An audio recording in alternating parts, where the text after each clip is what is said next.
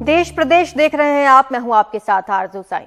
गुजरात के चुनाव को प्रधानमंत्री ने अपनी निजी प्रतिष्ठा का मुद्दा बना लिया है। बार बार अपील कर रहे हैं कि गुजरात में बीजेपी उम्मीदवारों के लिए दिया गया हर वोट सीधे उनको जाएगा। ये सवाल है कि क्या कांग्रेस और आम आदमी पार्टी उनके गुजरात कनेक्शन की काट खोज पाएंगे।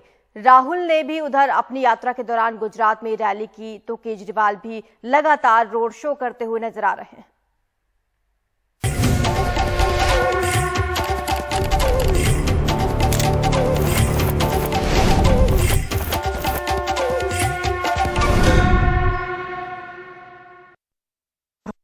बतावी देशु औकात,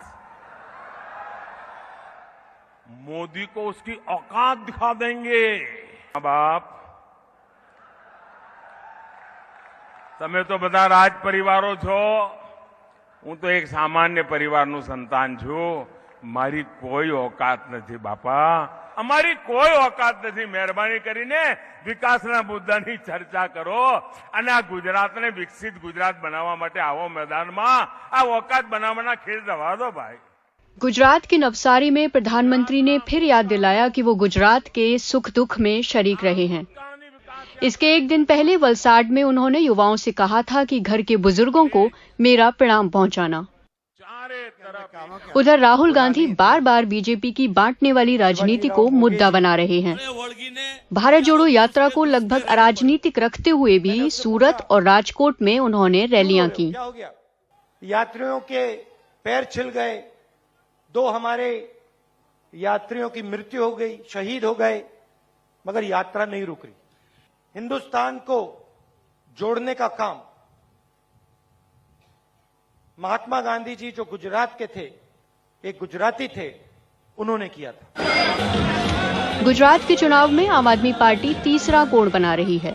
शहरी इलाकों में उसे कुछ समर्थन भी दिख रहा है। अमरेली की रैली में ये समर्थन दिखा भी। चारों तरफ पूरे गुजरात में बदलाव की आंधी आ रही है। परिवर्तन परिवर्तन परिवर्तन चाहिए कि नहीं चाहिए? परिवर्तन जिससे बात करो वो कहता है बदलाव चाहिए, बदलाव चाहिए, परिवर्तन चाहिए।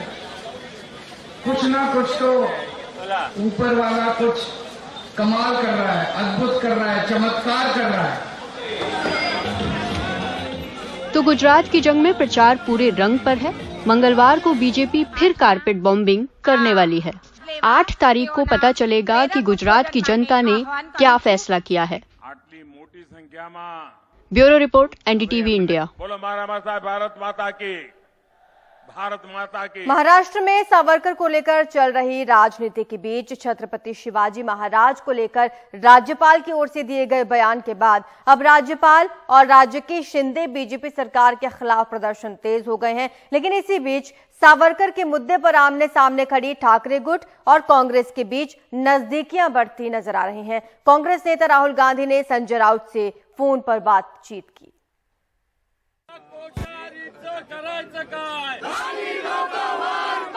छत्रपति शिवाजी महाराज को पुराने जमाने का हीरो कहे जाने के विवादित बयान के विरोध में मुंबई में सोमवार के दिन जगह जगह प्रदर्शन हुए। ठाकरे गुट की शिवसेना, एनसीपी और मराठा क्रांति मोर्चा के नेताओं ने राज्यपाल भगत सिंह कोश्यारी पर छत्रपति शिवाजी महाराज को बदनाम करने का आरोप लगाकर प्रदर्शन किया। शिवाजी महाराजांच्या बाबतीमध्ये दुसरं कोणी काही बोललं असतं, अगर और कोई शिवाजी महाराज पर बोलता है तो महाराष्ट्र में प्रदर्शन होते हैं। आज आपके राज्यपाल और आपके प्रवक्ता सीधे सीधे शिवाजी महाराज को अपमान कर रहे हैं और अब आप उनका बचाव कर रहे हैं। सीधा मतलब है कि आपका जो प्रेम है वो सच्चा नहीं है। छत्रपती शिवाजी महाराज आणि महाराष्ट्राच्या स्वाभिमानासंदर्भातलं तुमचं प्रेम हे खरं नाही। ये पहली बार नहीं है जब राज्यपाल ने ऐसा कोई विवादित बयान दिया है। इससे पहले भी छत्रपति शिवाजी महाराज और सावित्रीबाई फुले और मुंबई के मराठी माणूस को लेकर दिए गए बयान के बाद राज्यपाल का विरोध हुआ, उन्हें माफी भी मांगनी पड़ी। एनसीपी सांसद सुप्रिया सुळे ने ट्वीट कर राज्यपाल पर जानबूझकर इस तरह के बयान देने का आरोप लगाया। उप मुख्यमंत्री देवेंद्र फडणवीस राज्यपाल का बचाव करते नजर आए, तो वहीं शिंदे गुट के विधायक ने भी राज्यपाल के बयान का विरोध किया। जब तक चांद और सूरज धरती पर है तब तक महाराष्ट्र के और देश के आदर्श छत्रपति शिवाजी महाराज ही होंगे, हमारे हीरो छत्रपति शिवाजी महाराज ही होंगे। इसलिए मैं ऐसा मानता हूं कि इस पर कोई विवाद होने का कारण नहीं है। राज्यपाल जी ने जो कुछ कहा है, मैं ऐसा मानता हूं कि राज्यपाल जी के भी मन में स्पष्ट है कि छत्रपति शिवाजी महाराज से बड़े आदर्श कोई हो नहीं सकते। इसलिए अब उनके बातों का कोई दूसरा अर्थ नहीं निकाला जाए, ऐसा मुझे लगता है। माझी भारतीय जनता पक्षाच्या केंद्रीय मेरी बीजेपी के वरिष्ठ नेताओं से विनती है कि इस राज्यपाल को महाराष्ट्र के इतिहास के बारे में नहीं पता है। महाराष्ट्र में ऐसे राज्यपाल को लाया जाए जिन्हें इतिहास पता है। ऐसे राज्यपाल से कोई फायदा नहीं होगा। राज्याच्या राज्यपाल पदावर ठेवून काही उपयोग नहीं। विनायक सावरकर को लेकर राहुल गांधी की ओर से दिए गए बयान के बाद जहां उद्धव ठाकरे गुट की शिवसेना और कांग्रेस बैकफुट पर दिख रहे थे, तो वहीं अब छत्रपति शिवाजी महाराज के मुद्दे पर शिवसेना दोबारा आक्रामक हो गई है। सावरकर को लेकर कांग्रेस और उद्धव गुट के बीच बढ़ी दूरी के बाद रविवार के दिन राहुल गांधी ने फोन पर संजय राउत से बात की। राहुल गांधी जी भारत जोड़ो यात्रा में बहुत ही व्यस्त है। अब देख, फिर भी राहुल जी ने कल रात को मुझे फोन किया, मेरे से बातचीत की।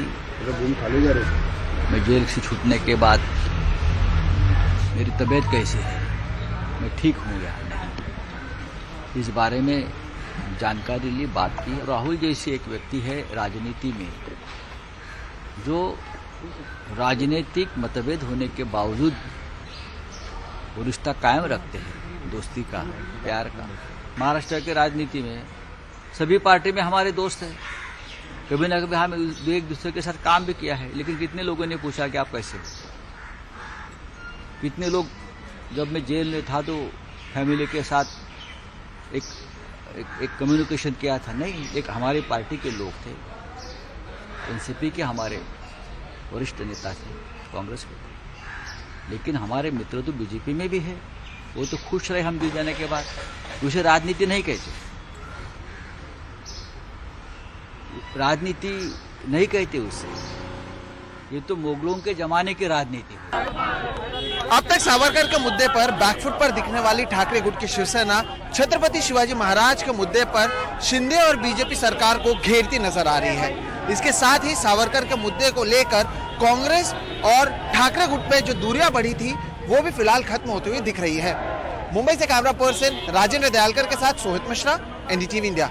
श्रद्धा वॉलकर हत्या मामले में आरोपी आफताब अमीन पूनावाला के नार्को टेस्ट में अब समय लग सकता है, क्योंकि उसके पहले पॉलीग्राफी टेस्ट होगा। दिल्ली पुलिस मुंबई, उत्तराखंड और हिमाचल प्रदेश में लगातार जांच कर रही है। इधर आज आफताब की क्योंकि पुलिस हिरासत भी खत्म हो रही है, ऐसे में उसे आज वीडियो कॉन्फ्रेंसिंग के जरिए पेश किया जाएगा। श्रद्धा वॉलकर हत्याकांड की आरोपी आफताब अमीन पूनावाला का नार्को टेस्ट मंगलवार तक होना था, लेकिन अब इस टेस्ट में कुछ दिन और लग सकते हैं, क्योंकि नार्को टेस्ट के पहले पॉलीग्राफ और कुछ साइकोलॉजिकल टेस्ट कराने होंगे। पॉलीग्राफ टेस्ट के पहले अदालत और आरोपी दोनों की परमिशन लेनी होगी।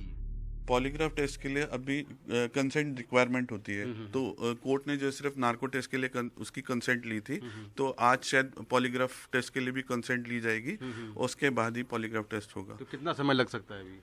तो जैसे अगर उनको कंसेंट मिल जाती है आज कल में, तो विद इन 10 डेज हम उसको पॉलीग्राफ भी का भी हो जाएगा और नार्को भी कर देंगे, प्रोवाइडेड दैट उसकी मेडिकल फिटनेस अगर ठीक है तो। आफताब पूनावाला बार बार बयान बदल रहा है। श्रद्धा के शव के कई टुकड़े, उसका मोबाइल फोन और कपड़े बरामद नहीं हुए हैं, इसलिए पुलिस नार्को टेस्ट करवा रही है। हालांकि अदालत में सबूत के तौर पर ये मान्य नहीं है।